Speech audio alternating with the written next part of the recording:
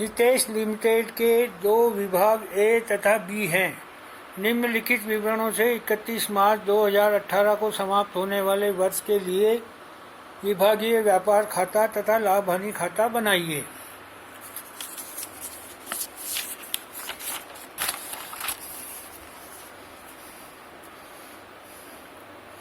Opening stock at cost 80,000 48,000।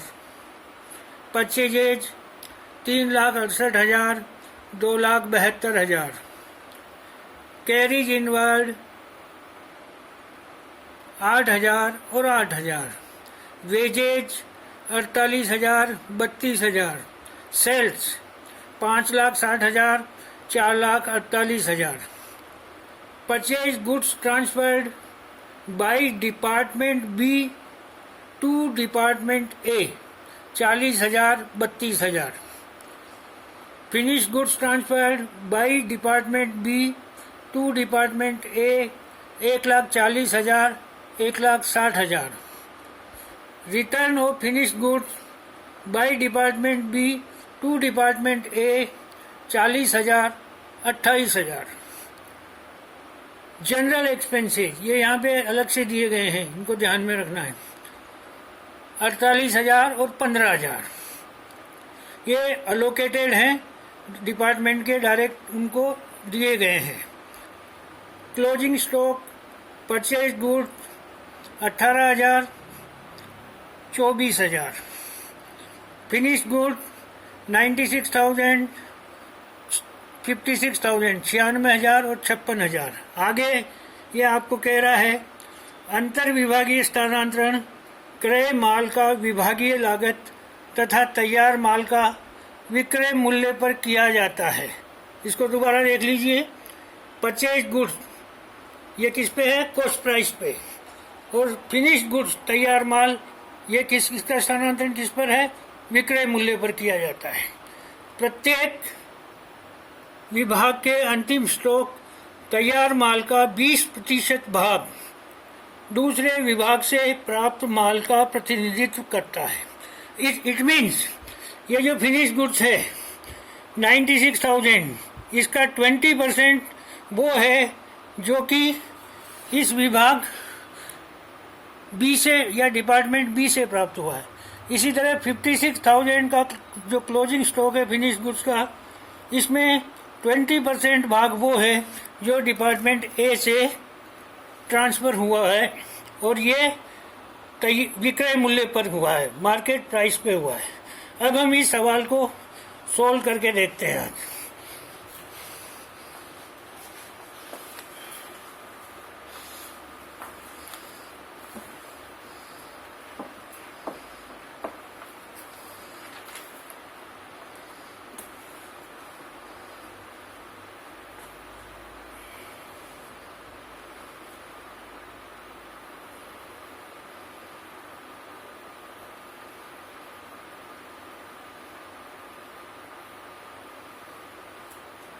Departmental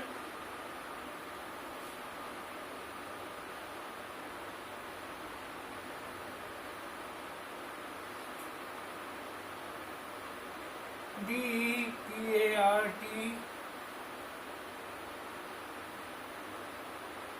MENTAL departmental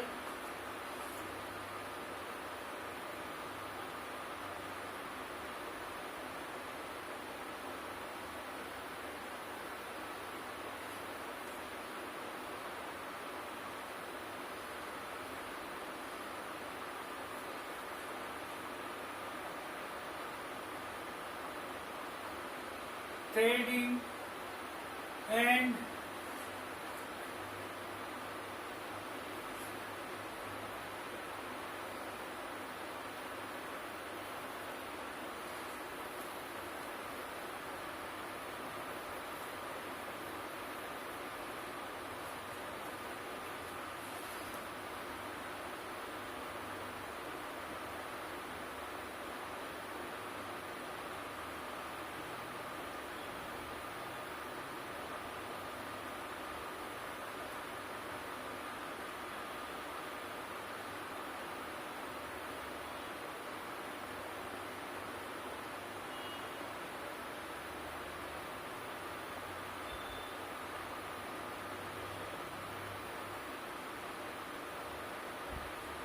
departmental trading and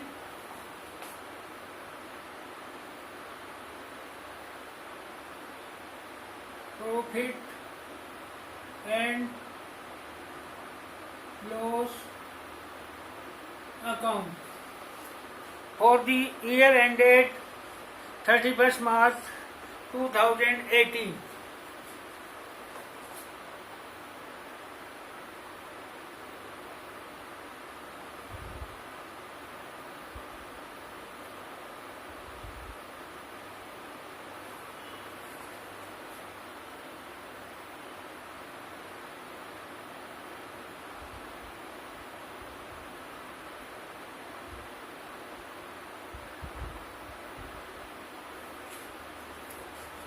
अब हम चाहें तो यहाँ लिख भी सकते हैं ये कि departmental trading and profit and loss account किसका है, हितेश लिमिटेड का।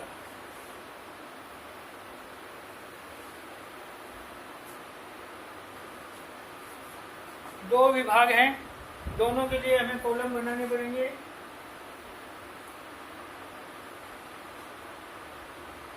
ए B rupees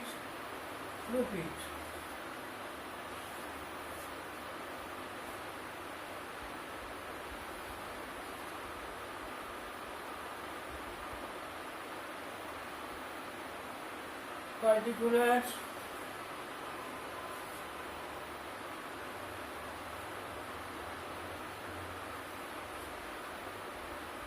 A department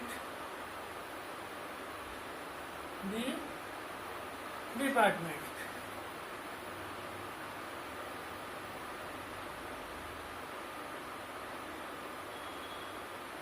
particulars हम जानते हैं, हमने ये ऐसे सवाल बहुत किए हैं।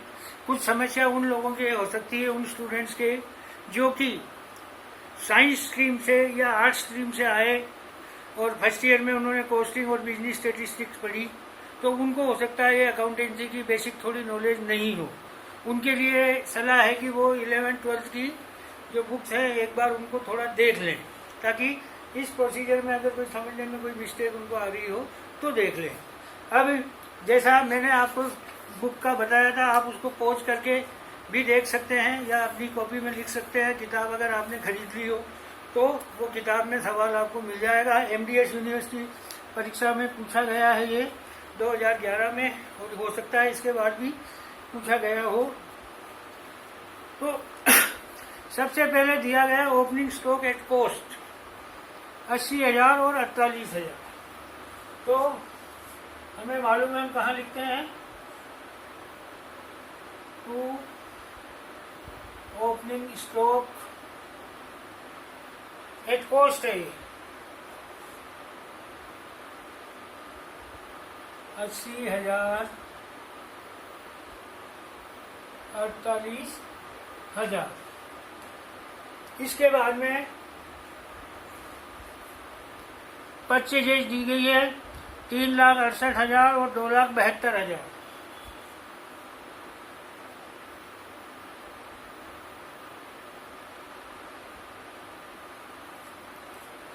$3,68,000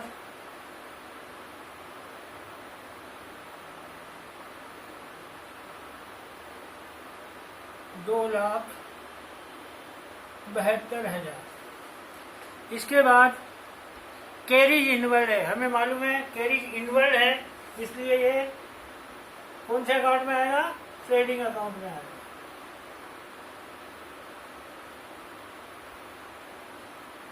और रकम है 8,000 और 8,000 दोनों में।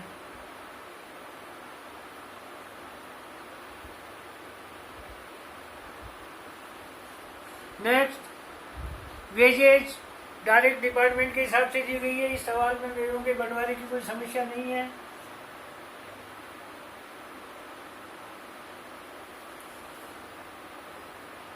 $48,000 और 32,000।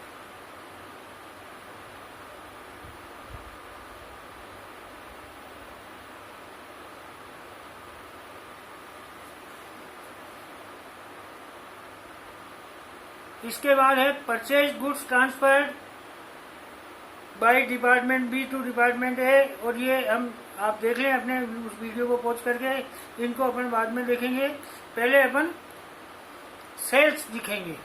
जो सेल्स दी गई है वो है 5,60,000 और 4,48,000।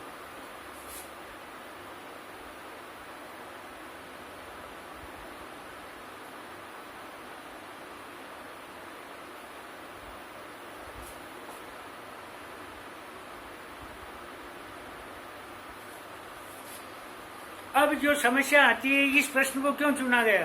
क्योंकि इसमें परचेज गुड्स का भी ट्रांसफर है, फिनिश्ड गुड्स का भी ट्रांसफर है और रिटर्न भी किया गया है।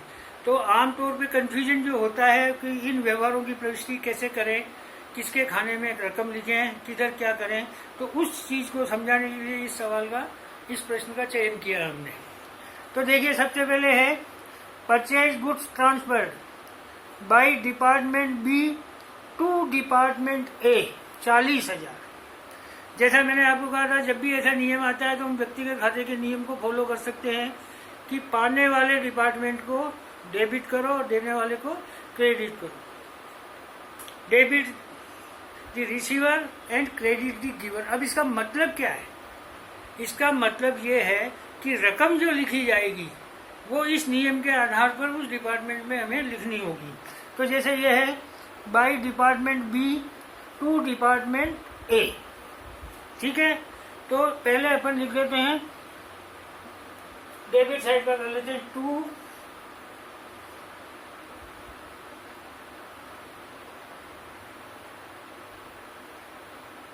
Transfer of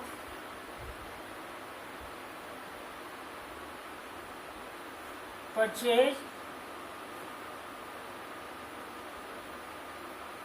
goods.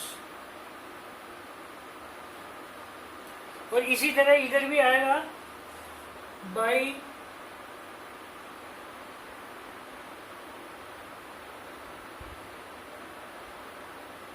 Transfer of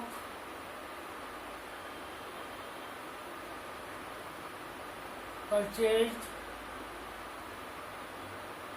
goods. अब यहां पर यही चीज जो समझने की है, यही लाइन हम लिख सकते हैं, डिपार्टमेंट बी टू डिपार्टमेंट ए, जो फ्रॉम बी टू ए। और यहां पर भी हम दोनों बड़े तरह की साथ साथ चलेंगे ताकि समझने में कोई दिक्कत नहीं हो। बी टू ए, ये फ्रॉम लिख सकते हैं हम यहाँ, फ्रॉम बी टू ए। अब इसमें जब बी ए को दे रहा है तो पाने वाला डिपार्टमेंट कौन सा हुआ? ए। इट मीन्स ए को डेबिट करना। डेबिट का मतलब ए के डेबिट साइड में रकम हमें लिखनी है। और ये रकम कितनी है? 40,000। कितनी है? 40,000। एक मिनट दोबारा कंफर्म कर लें रकम में कहीं। 40,000, ठीक है साहब, ये रकम 40,000 है। अब इसमें बी में कुछ नहीं है तो बी में बिल। अब इधर देखिए, फ्रॉम बी टू ए, हम क्रेडिट किसको करते हैं? देने वाले को। यहाँ दे कौन रहा है? बी। तो बी के खाने में ये 40,000 की रकम लिखी जाएगी, ठीक है। पाने वाले को डेबिट करो। पाने वाला कौन? ए। बी टू ए में पाने वाला है तो ए के डेबिट साइड में रकम लिख दी। इसी तरह देने वाला कौन है? बी। तो बी के क्रेडिट साइड में हमने रकम लिख दी। और ये इससे संबंधित यहाँ पे कुछ नहीं आएगा। इसके बाद है A to B, by department A to B. तो फ्रॉम ए टू बी। इसी तरह इधर जब हम चलेंगे, फ्रॉम ए टू बी। अब यहाँ पे वही नियम लगाना हमें। ए टू बी, ये क्रेडिट साइड है। ये डेबिट साइड है ए टू बी, पाने वाला डिपार्टमेंट कौन सा हुआ, बी। इसका मतलब क्या होगा, बी के अमाउंट के कॉलम में हमें वो रकम लिखनी है, कितनी, 32,000।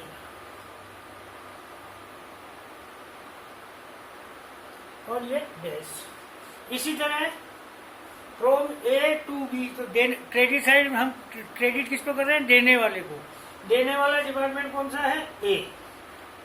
तो ए के रकम, ए के कॉलम में हम लिख देंगे 32,000 और यहाँ पर नहीं। ये एक प्रविष्टि, इसी के आधार पे हमें बाकी अन्य की भी करेंगे, लेकिन चूंकि हमें इसको थोड़ा हटाना पड़ेगा,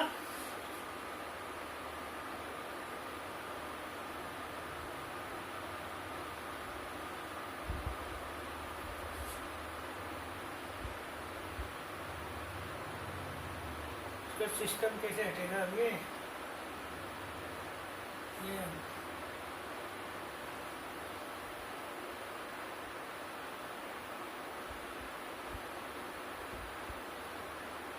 थोड़ी प्रॉब्लम आ रही है। ये आपके पास लिखा हुआ होगा, उसके आधार पे अपन देख लेंगे। आप एक बार अगर ये एंट्री नहीं है तो इसको पॉज कर ले वीडियो में, इसको रबर से ही मिटाना पड़ेगा शायद।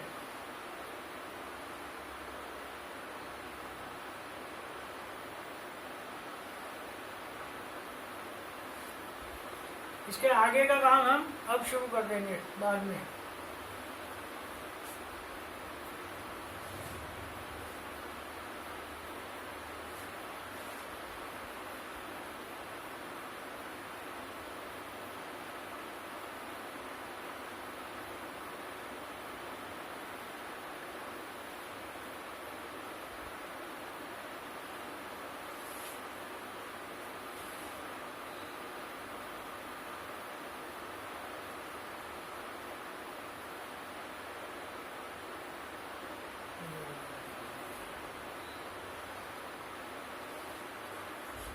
तो इसके बाद जो नेक्स्ट टाइम हमारी जो चलेगी प्रोसेस वो होगी,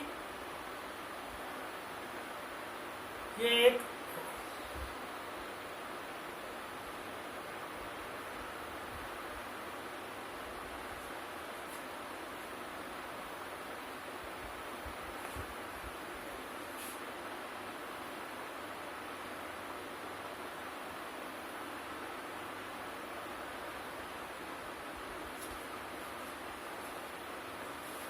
उसी के आगे कंटिन्यूशन में हमें लेना पड़ रहा है। फिर है finished goods transferred by department B to department A. तो ये दोनों तरफ हम लिख देते हैं। इधर पे जब हम लिखेंगे तो 2 आएगा, 2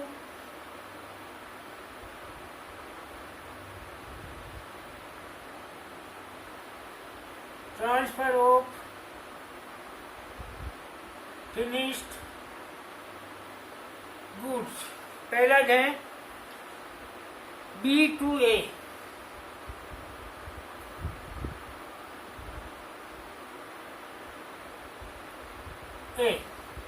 दूसरा है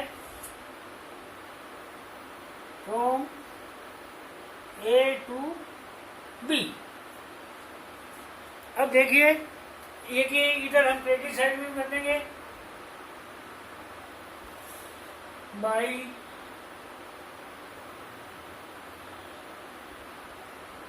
transfer of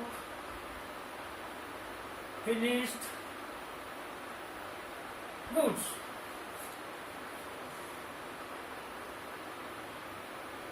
from B to A, from A to B.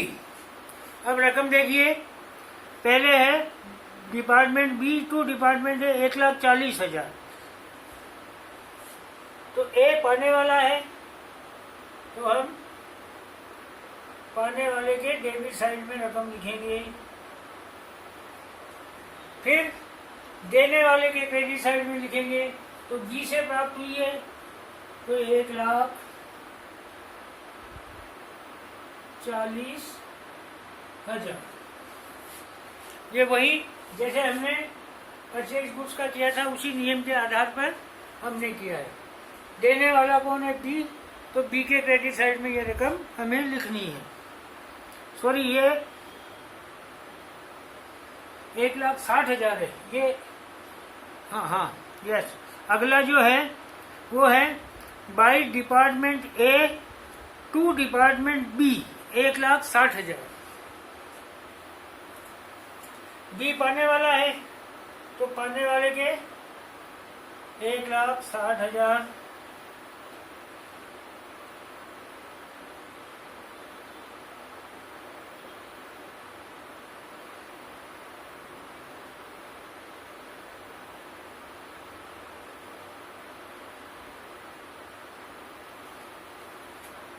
और इधर ए देने वाला है तो ए के खाने में हम लिखेंगे 1,60,000। यहाँ तक कोई दिक्कत? ये दोनों एक ही नियम से हो गई। अब दिक्कत कब आएगी? Return of finished goods. Return of finished goods, इसका ध्यान रखना है हमें। जब हम रिटर्न ऑफ फिनिश्ड गुड्स कर रहे हैं तो अमाउंट है 40,000 और 28,000। तो चलो इसकी भी एंट्री कर लेते हैं दोनों तरफ। 2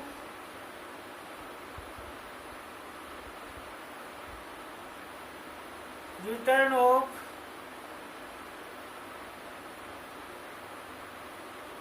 फिनिश्ड गुड्स ये है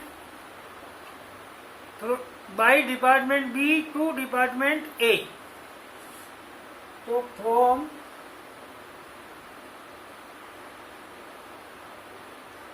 बी टू ए, इसी तरह फ्रॉम ए टू बी। अब आइए इधर बाई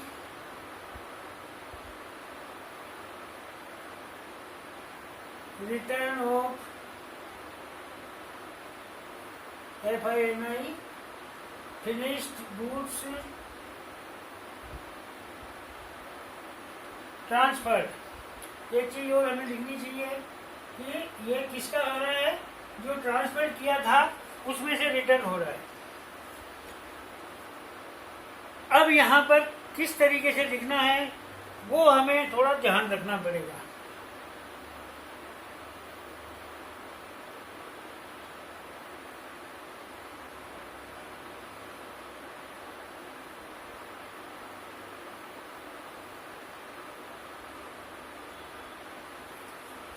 जब रिटर्न हो रहा है तो देखिए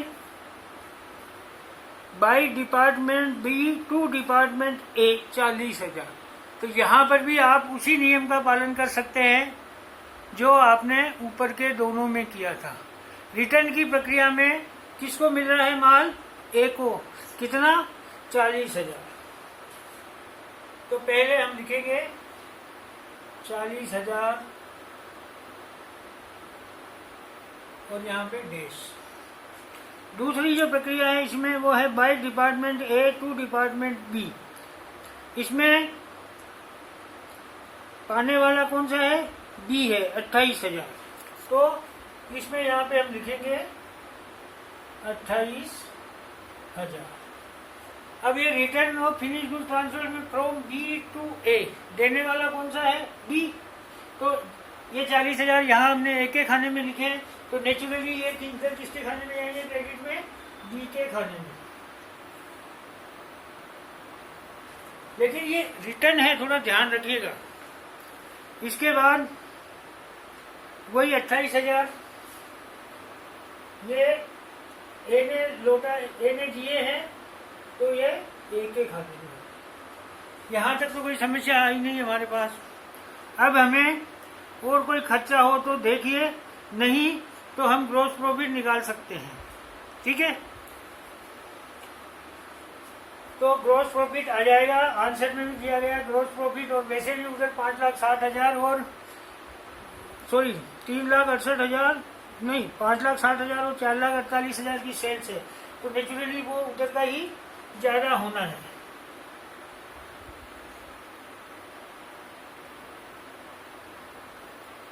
तो ग्रॉस प्रॉफिट और ये चूंकि हमें जनरल एक्सपेंसेस भी दिए हैं, जनरल एक्सपेंसेस हम ट्रेडिंग अकाउंट में नहीं दिखा सकते, उसको हमें P&L के पार्ट में ले जाना पड़ेगा।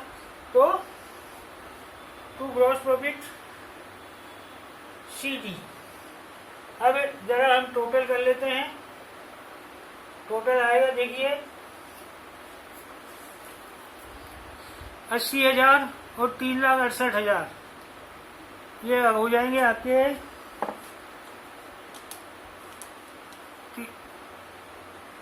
4,48,000 और 8,000 जोड़ेंगे तो ये हो गए 4,56,000। 56,000 में 48 और जोड़ देंगे तो ये हो जाएंगे आपके 56 और 8 14 और 4 5,08,000। उसके बाद में ये इनकी इधर की एंट्री आएगी, सॉरी ये 48,000 के बाद 5 लाख, ये टोटल के लिए बैक पेज पे जाना पड़ेगा, इसको हम अलग से करेंगे कहीं।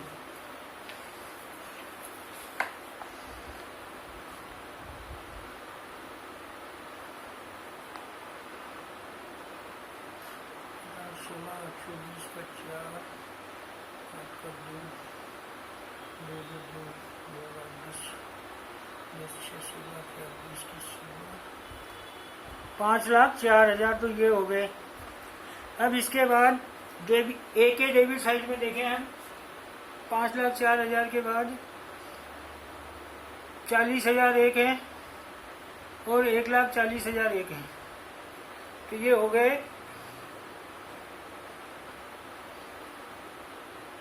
1,80 और 40 2,20।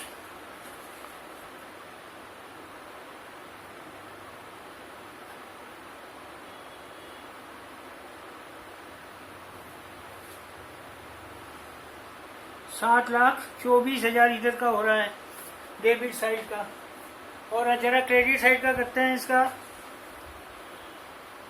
5,60,000 तो एक है, इसके बाद में जो इसका रिटर्न था वो था 32,000,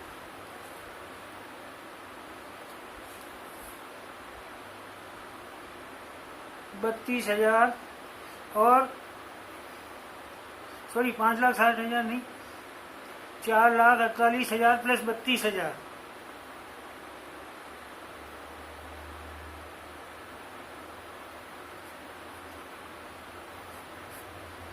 ये हो गया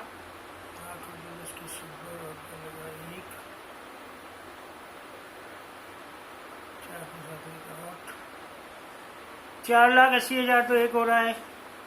इसके बाद में जो क्रेडिट साइड की मदद आनी चाहिए इसकी वो है 32,000 के बाद 1,60,000,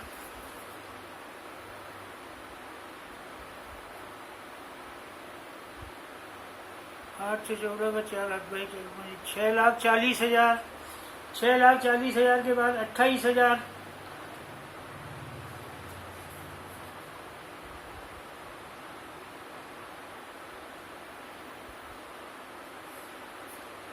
तो ये हो गए 1, 6 और 1, 7, 7,20,000। नेचुरली ग्रोस प्रॉफिट आएगा क्योंकि इधर का क्रेडिट साइड का ज्यादा आ रहा है। एक आइटम हमें अभी लिखना बाकी है, वो है क्लोजिंग स्टॉक। तो अब हम यहाँ पर लिख सकते हैं by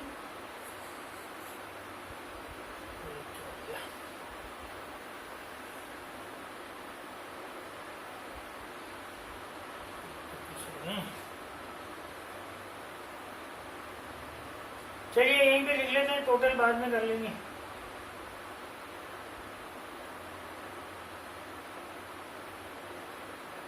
by closing stock of finished goods. और ये सवाल में दिया हुआ आपके सॉरी परचेज गुड्स है 18,000 और 24,000 और फिनिश गुड्स है 96,000 और 56,000। तो पहले हम 96,000 और 56,000 लिख देते हैं, या इसको मिटा ही देते हैं। तो क्लोजिंग स्टॉक ऑफ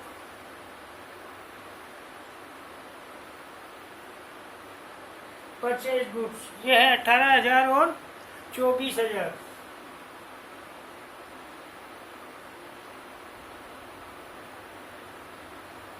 और इसके बाद फिनिश गुड्स का है और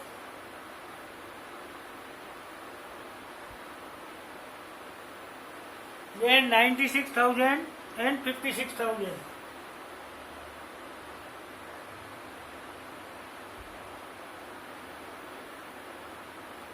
अब इनका हम जब ग्रांड टोटल करेंगे तो वो हमारे आना चाहिए ए का 7,20,000 प्लस 18 और 96, 8 अच्छा 14 का 4 आपका 1 9 और 1 10 11, ये आना चाहिए 8,94,000 ए का। ए का जब हम यहाँ टोटल करेंगे तो वो आएगा 8,94,000। इसको भी हमें, अब मैं क्लियर कर रहा हूँ, अगर आप इसको पोज करना चाहें तो कर ले। ये ग्रॉस प्रॉफिट सीधी हम बाद में लिखेंगे और इनका टोटल भी बाद में लिखेंगे।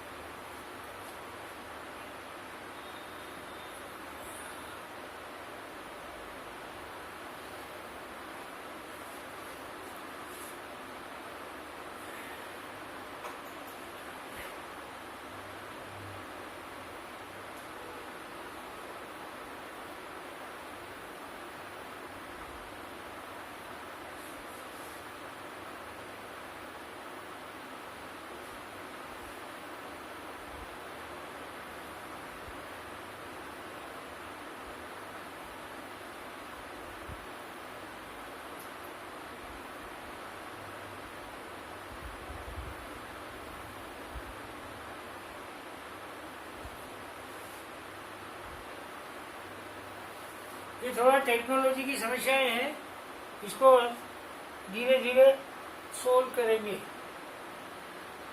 तो यहाँ पर हम टोटल कर सकते हैं।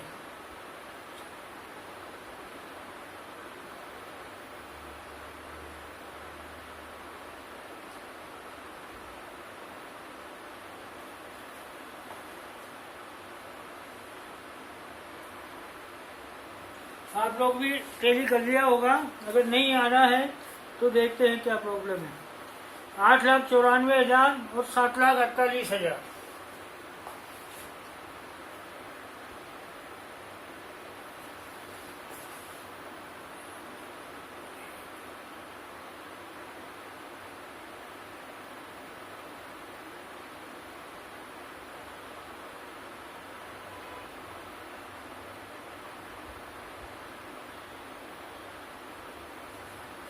आठ लाख 94,000 और 7,48,000। अब यही टोटल हम यहाँ पे ले लेंगे।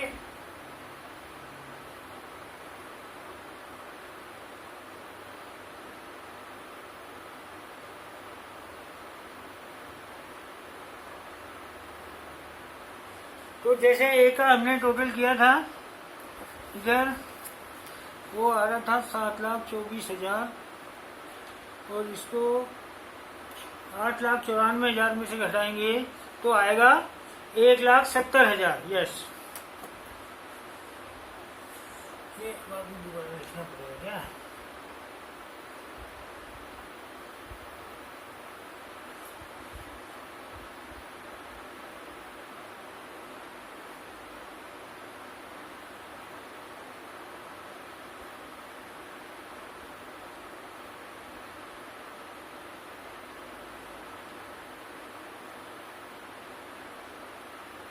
CD।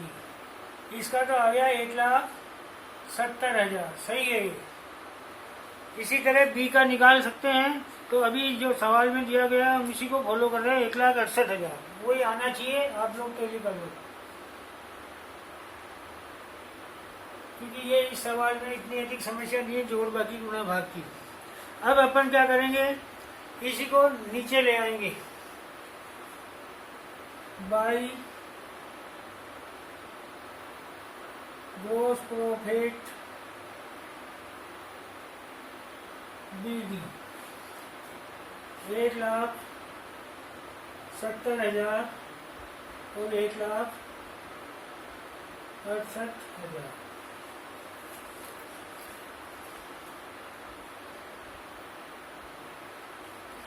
इसके बाद अब हमें जर्नल एक्सपेंसेस दिए हुए हैं और वो डायरेक्ट डिपार्टमेंट वाइज दिए गए हैं, 48,000 और 15,000। तो उन्हें हम P&L अकाउंट में दिखा देंगे।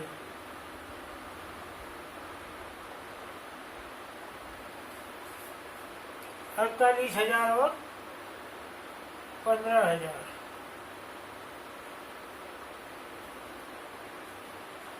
अब रिमेनिंग जो नेट प्रॉफिट है वो निकाल दीजिए।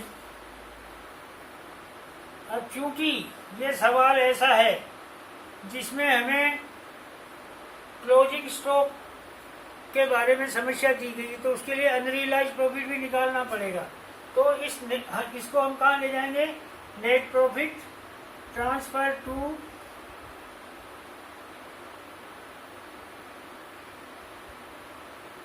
General profit and loss account.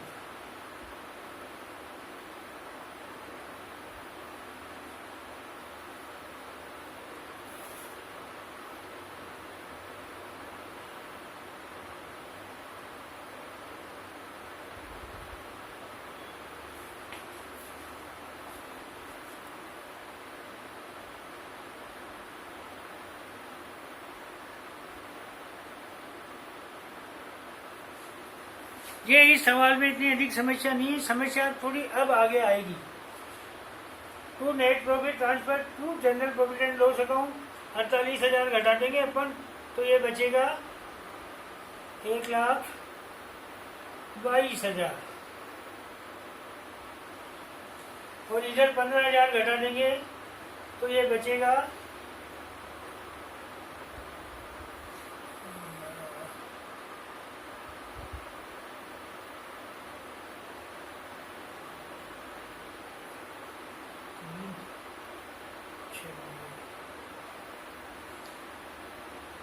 1,53,000। Answer tally कर जाएंगे शायद, 1,22,000 और 1,53,000।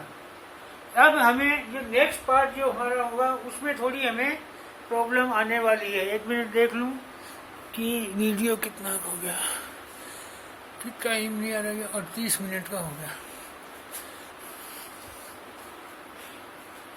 सॉरी, ये वीडियो हमें यहीं ब्रेक करना पड़ेगा क्योंकि अब ये इसकी लंबाई ज़्यादा हो गई तो अपलोड करने में दिक्कत आएगी। बाकी इसके आगे का जो प्रोसेस है वो अपन नेक्स्ट वीडियो में रिकॉर्ड करेंगे।